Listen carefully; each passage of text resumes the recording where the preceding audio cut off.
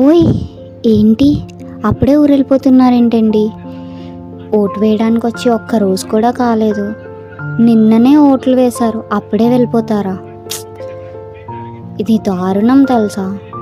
Vote వేయడానికొచ్చి కనీసం ఒక 4 రోజులైనా ఉండాలి కదా ఇంట్లో. పాపం మీ అమ్మ, నాన్నగారు అబ్బా! నా కొడుకొస్తున్నారు, నా కూతురొస్తుంది ఓటు వేయడానికి, ఎన్నెన్ని చేద్దామని చెప్పి అనుకుంటారు. తర్వాత ఓటింగ్ కోసమైనా ఇలా అయినా వచ్చారని చెప్పి చాలా సంతోషపడతారు. కానీ మీరు bus ticket, train ticket book చేసుకుని వెళ్ళిపోతున్నారు. ఇది దారుణం. మన రాజమండ్రి అది ఎంత బాగుంటుంది. కనీసం ఒక్క 5 డేస్ అయినా ఉండొచ్చు కదా. కానీ చాలా డెవలప్ అయింది మన రాజమండ్రి నిజంగా.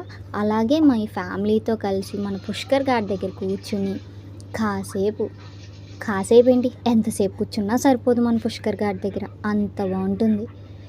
ఏంటో తెలీదు, అక్కడికి ఎంతసేపు కూర్చున్నా కూర్చోవాలనిపిస్తుంది.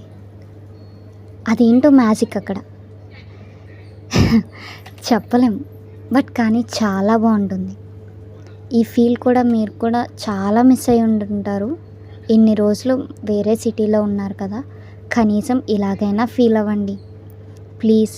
ఉండపోవచ్చు కదా కొన్ని రోజులైనా మీ మమ్మీ డాడీతో.